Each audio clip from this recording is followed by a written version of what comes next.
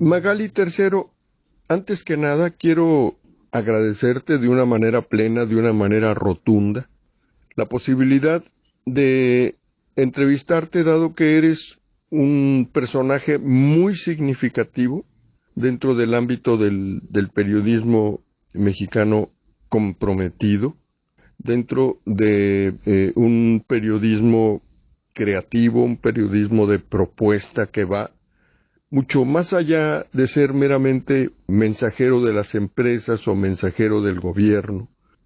El periodismo que tú haces es un periodismo que plantea problemas, que descubre problemas y que se acerca a dinámicas que de otra manera pues serían absolutamente opacas para la población. Te agradezco muchísimo esta oportunidad y yo quisiera que tocáramos un par de cuestiones que parecen muy sencillas, pero que encierran pues problemáticas mucho más graves.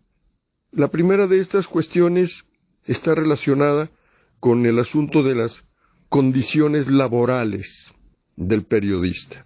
Nosotros sabemos que a pesar de que se han formado ciertas mitologías acerca de que hay periodistas que viven encumbrados y que pues son personajes del jet set y todo eso, la realidad, la cruda realidad es que las condiciones laborales de los periodistas en general en México son muy difíciles, muy difíciles. Y creo que tú las conoces pues muy a fondo. Yo quisiera que nos hablaras primero acerca de la figura del freelance, o sea, este periodista que participa como puede en distintos medios, que se le paga solo si su nota se publica, que está viendo a la búsqueda de oportunidades en distintas agencias, en distintas revistas o publicaciones periódicas, que compite con las redes sociales en velocidad, en muchos sentidos, y que vive, digamos, pues a salto de mata. Es una figura laboral interesante porque pues nadie responde por él a la hora de la hora, pero sí tiene un compromiso con muchísimos medios. Ahora, el freelance tiene un comportamiento distinto cuando colabora con pequeños medios, incluso a veces con medios que él mismo se inventa, que él mismo va formando. Su vida es muy distinta del freelance que colabora con los grandes grupos mediáticos, que también existe. O sea, hay incluso editorialistas que, pues, colaboran con grupos inmensos, pero que se les paga solamente cuando se publica su opinión y de acuerdo a ciertas reglas que son las que marca el medio. Entonces, son dos problemáticas muy distintas. El freelance solitario, independiente, que anda por allí a la busca de cosas, y el freelance que también es un personaje un tanto desprovisto de protección, pero que está participando en la dinámica de los grandes grupos. ¿Cómo pensar este asunto? Hola Gabriel, qué gusto, muchas gracias por tus palabras, me haces sentir muy contenta y bueno, me parece muy muy importante lo que mencionas sobre el freelance que es justamente el periodista que se dedica a trabajar fuera del marco de los salarios, fuera del marco del seguro social, bueno, en donde ya te mandan a comprar paracetamol, a ese grado ha llegado el desabasto, pero para un periodista que trabaja de esta manera, a su aire, como dirían los españoles, no es tan sencillo. Sin embargo, tiene un lado muy importante que es el lado de la libertad, el lado de poder proponer determinados temas que a ese periodista en particular le interesen. Y cada vez se trabaja más vía freelance, pues supongo que por las crisis económicas, supongo que hay muchas razones para ello.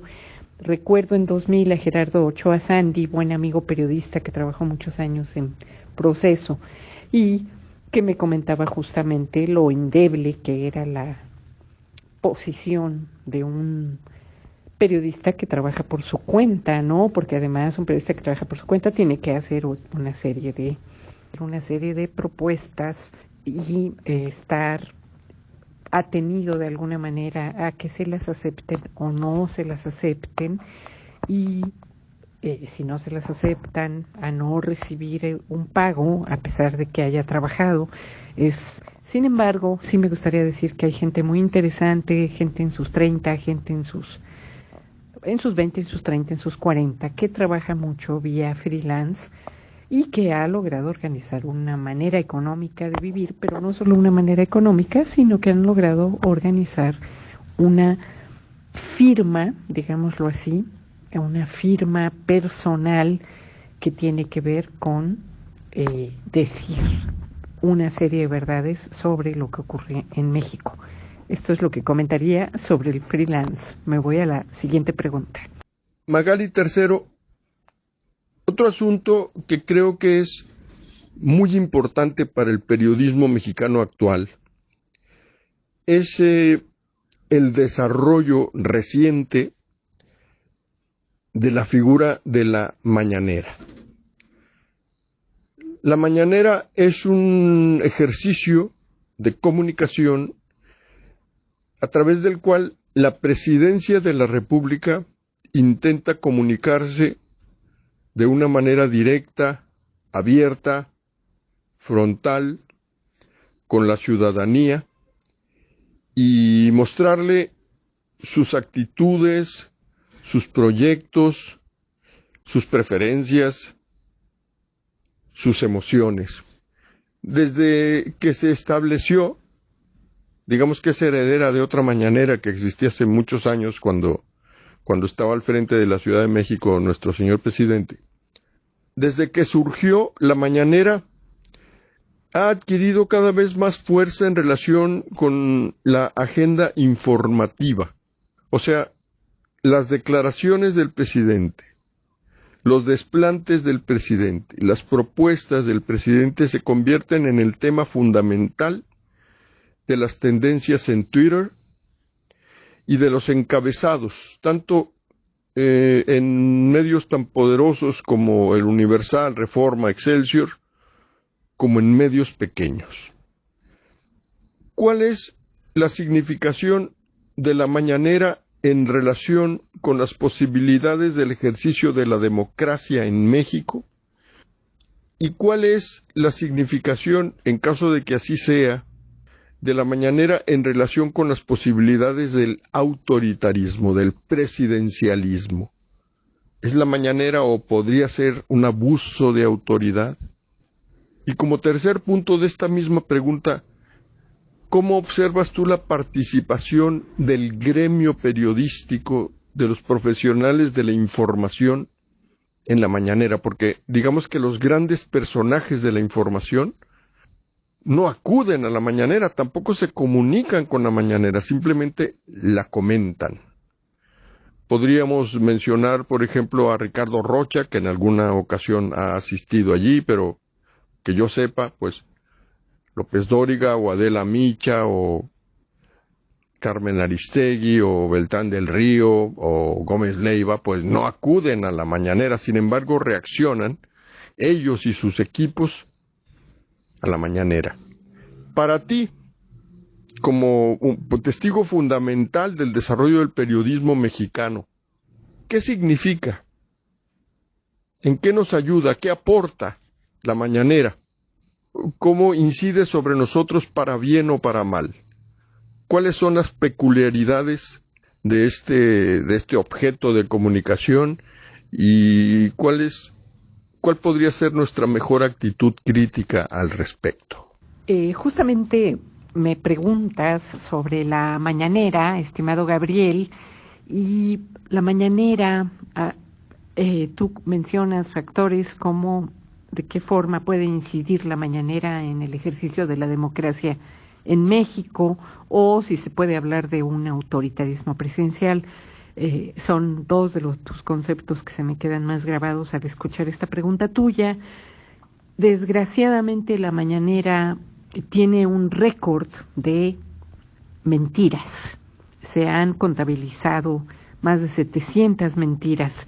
Entonces, estar engañando a la gente que quiere creer o la gente que quiere recibir una beca, una ayuda para los mayores de 60, los jubilados, estar engañando. Recuerdo a una poeta ya fallecida cuya poesía me gustaba mucho, pero que estaba convencida de que el señor presidente sabía mucho de historia. El señor presidente no sabe nada de historia, podríamos dar muchos ejemplos, pero lo impactante es que una poeta inteligente que, pues, yo fui amiga de su hermano cuando estudiaba periodismo, muy jovencita en la Septién García, que estudiaba la preparatoria a la vez. Bueno, y esta mujer inteligente que ya falleció estaba convencida de que aprendía historia con la mañanera. La mañanera me hace pensar mucho en Hugo Chávez y aquel programa dominical que él tenía.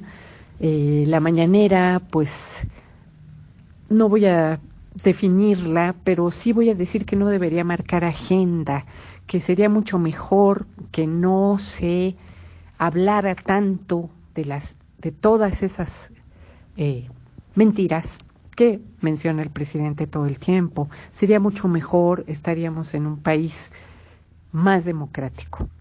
Eso es lo que podría yo decir. Magali, tercero, un factor crucial que hoy funciona como un reto para los periodistas mexicanos es la presencia persistente de los llamados influencers. Es probable que tú te acuerdes de esos días en los que Beltrán del Río fue a Ucrania a cubrir este conflicto Rusia-Ucrania. Antes de que eso ocurriera, o sea, antes de que él gestionara este viaje, que me parece que es un viaje informativo importante, había un muchacho, un mochilero, con un teléfono, que estuvo informando y se convirtió en una especie de corresponsal a su manera de muchos medios, porque era la única manera de acercarse a ese conflicto desde una fuente mexicana. Exactamente igual ocurrió en el caso de Devani Escobar en Monterrey. Un influencer, a través de contactos diversos con las autoridades, pues logró entrar al hotel donde supuestamente ocurrió el crimen, acercarse a la cisterna, platicar con alguna gente, hizo su reportaje a su modo. Yo no te puedo decir, no puedo juzgar, no me corresponde, si lo que hicieron ellos está bien o está mal en términos académicos, en términos periodísticos, en términos técnicos, pero sí te puedo decir que ellos tuvieron un factor importante en su participación, que es el factor oportunidad, que forma parte del trabajo periodístico. Es una parte importante. ¿Qué representa para ti hoy, como periodista, la existencia de los influencers como gente que muchas veces gana las notas a los periodistas? Ahora, ¿qué significa para ti el perfil informativo de personajes como Luisito Comunica? Luisito Comunica va por el mundo haciendo informaciones a su modo, no hay manera de verificarlas. ¿Qué nivel de verdad es el que él ofrece? No lo sé, pero sí sé que hay una presencia importante en su caso en términos informativos. Ahora, ¿qué ocurre cuando estos personajes, los influencers, tocan ya el punto de las fake news? Esto ocurre en Italia, por ejemplo, en el caso de la supuesta muerte de Vargas Llosa, que hay un profesional de la invención allá, que siempre está inventando notas, que se murió Vargas Llosa, que se murió el expapa, etcétera, etcétera. Es un hombre muy famoso, si no me equivoco se apellida Di Benedetti, y pues él es una estrella de las fake news. ¿Qué ocurre? ¿Cómo analizar hoy, Magali Tercero, tú con tu inmenso paisaje informativo que tienes, cómo observas la cuestión de la presencia de el influencer frente a los periodistas y las fake news frente al periodismo? Bueno, con respecto a los influencers y a las noticias falsas, fake news, diría que precisamente por esto que tú mencionas, los influencers no son personas de fiar en lo absoluto, están acudiendo a lo que tanto se acude en esta época, que son las noticias falsas, que es el escándalo, que es tratar de engañar al público para escandalizarlo y sobre todo para tener mucho más rating y mucho más likes. Entonces, realmente no los escucho. Lo que debe haber gente más decente, como ese reportero entre comillas que hizo lo de Ucrania. No seguí la actuación del hombre que hizo lo de Devani, el asesinato de Devani. No la seguí, realmente no me interesó, pero sí leí críticas muy severas en contra suya. Y en cuanto a los fake news, pues estamos llenos de noticias falsas.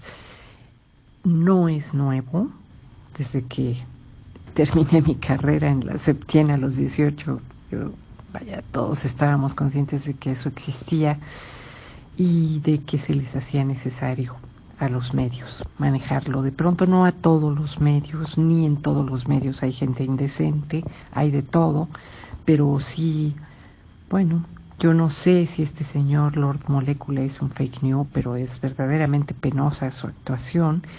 También hay un dato importante y es que ha disminuido mucho el nivel de popularidad y de escucha de este engendro llamado Mañanera, y también es verdad que la gente ha ido perdiendo confianza en esa manera de manejar la propaganda. Es lo que podría en este momento decir sobre eso. Si tuvieras otra pregunta, con mucho gusto, acá ando. Gracias a ti, Magali. Ha sido pues toda una aventura entrevistarte y pues una gran experiencia contar con una voz como la tuya en el programa. Gracias y a seguir. Un abrazo. Postdata, sí quiero aclarar que hace un momento hablé de 700 mentiras, en realidad son 90 mentiras diarias, y hay un estudio de una consultora política que se llama SNIP, en donde se habla claramente de 61.097 falsedades, mentiras hasta septiembre de 2021. Sí quería aclarar esto, es importante. Muchísimas gracias, Gabriel Contreras, y ha sido realmente muy gentil conmigo. Mucha suerte y qué gran programa. Gracias.